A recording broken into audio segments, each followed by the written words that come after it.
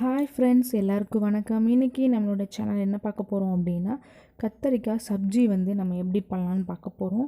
இது வந்து பார்த்திங்க அப்படின்னா ரொம்ப ரொம்ப டேஸ்ட்டாக இருக்குங்க. இப்போ வாங்க நம்ம அதை எப்படி பண்ணலான்னு பார்க்கலாம்.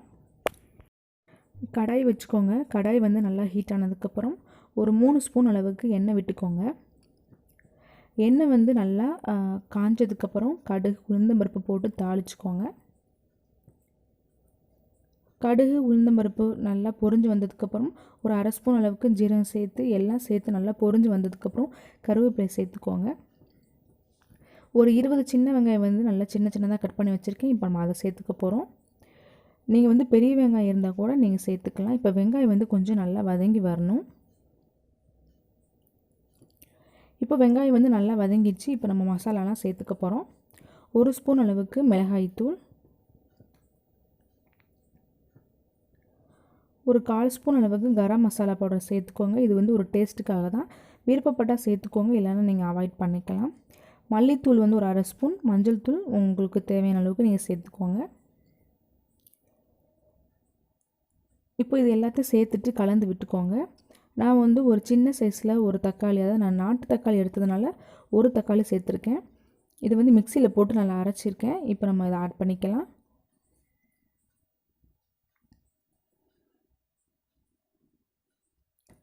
இப்போது இந்த தக்காளி மசாலா எல்லாம் சேர்ந்து அதோட பச்சை வாசனை போகணும். ஸோ இது வந்து கொஞ்சம் ட்ரையாக இருக்கிறதுனால லைட்டாக நம்ம தண்ணி விட்டுக்கலாம்.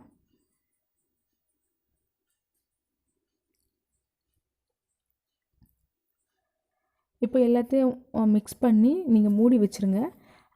மசாலா தக்காளியோட பச்சை வாசனை போய் அந்த எண்ணெய் வந்து நல்லா பிரிஞ்சு வரணும்.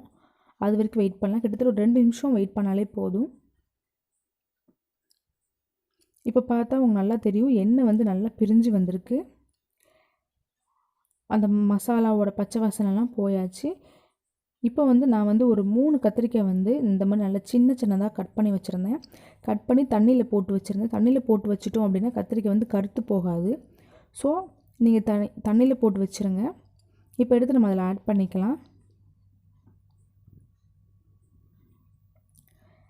இப்போ எல்லாத்தையும் ஆட் பண்ணி நல்லா நான் வந்து கலந்து விட்டுக்கிறேன். கலந்து விட்டுட்டு உங்களுக்கு தேவையான அளவுக்கு உப்பு சேர்த்து மூடி வச்சுருங்க. ஒரு 2 அல்லது 3 நிமிஷம் நல்லா மசாலா கூட வந்து கத்திரிக்காய் வந்து சேர்ந்து வரணும். அதில் தண்ணி எதுவுமே ஆட் பண்ணாமல் நீங்கள் மூடி வச்சுருங்க.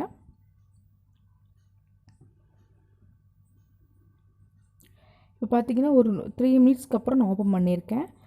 இப்போ வந்து நம்ம கத்திரிக்காய் வேகிற அளவுக்கு தண்ணி விட்டுக்க போகிறோம். கொஞ்சமாக நான் வந்து பார்த்திங்கன்னா அரிசி வந்து கழுவுன தண்ணி வந்து யூஸ் பண்ணுறேன். நீங்கள் அந்த தண்ணியை வேஸ்ட் பண்ணாமல் இந்த மாதிரி சமையல் குழம்பு வைக்கும்போது கூட நீங்கள் யூஸ் பண்ணிக்கலாம். இப்போ உங்களுக்கு உப்பு காரம்லாம் ஓகேவான்னு பார்த்துட்டு நீங்கள் மூடி வச்சுருங்க. இப்போ கத்திரிக்காய் பார்த்தீங்கன்னா நல்லா வெந்து வந்திருக்கு. இது கூட பார்த்தீங்க அப்படின்னா வேர்க்கடலை வந்து நான் வறுத்து பொடி பண்ணி வச்சுருக்கேன். இது வந்து சேர்க்கும் போது உண்மையாகவே சொல்கிறேன், ரொம்ப ரொம்ப ஒரு டேஸ்ட் கொடுக்கும். ஸோ அதுக்காக தான் சேர்க்குறோம். உங்களுக்கு பிடிக்கலாம், நீங்கள் அவாய்ட் பண்ணிக்கலாம். கண்டிப்பாக நீங்கள் சேர்த்திங்க அப்படின்னா நல்லா ஒரு டேஸ்ட் கொடுக்கும். ஒரு கிட்டத்தட்ட ஒரு 2 ஸ்பூன் அளவுக்கு அரைச்ச பவுடர் இருக்குது, அதை நான் சேர்த்துக்கிறேன். இது கூடவே பார்த்திங்கன்னா ஒரு 3 ஸ்பூன் அளவுக்கு தயிர் சேர்த்துக்கிறேன். உங்களுக்கு தயிர் பிடிக்காது அப்படின்னா லைட்டாக ஒரு சின்ன ஒரு துண்டு நீங்கள் வந்து புளி கூட அதில் நீங்கள் சேர்த்துக்கலாம். நான் வந்து இன்றைக்கி புளிக்கு பதிலாக வந்து தயிர் வந்து நல்லா சேர்த்துக்கிறேன். சேர்த்து எல்லாத்தையும் நல்லா மிக்ஸ் பண்ணி விட்டுருங்க. இப்போ வந்து ஒரு 2 நிமிஷம் வந்து இதை மூடி வச்சிடலாம். ஒரு 2 நிமிஷத்துக்கு அப்புறம் நீங்கள் ஓப்பன் பண்ணாலே போதும். கத்திரிக்காய் வந்து நல்லா வெந்து வந்திருக்கும். இப்போ நம்ம மூடி வச்சிடலாம். இப்போ பார்த்தாலே தெரியும், அந்த எண்ணெயில் நல்லா பிரிஞ்சு வந்து நம்மளோட சப்ஜி வந்து சூப்பராக ரெடி ஆயிடுச்சுங்க. மேலே வந்து கொத்தமல்லி வந்து நல்ல ஒரு அரை கை அளவுக்கு எடுத்து நல்லா தூவி விட்டுருங்க. அவ்வளோதான், நம்மளோட கத்திரிக்காய் சப்ஜி சூப்பராக ரெடி ஆயிடுச்சு. கண்டிப்பாக நீங்கள் எல்லோரும் ட்ரை பண்ணி பார்த்துட்டு எப்படி இருக்குன்னு சொல்லுங்கள். தேங்க்யூ.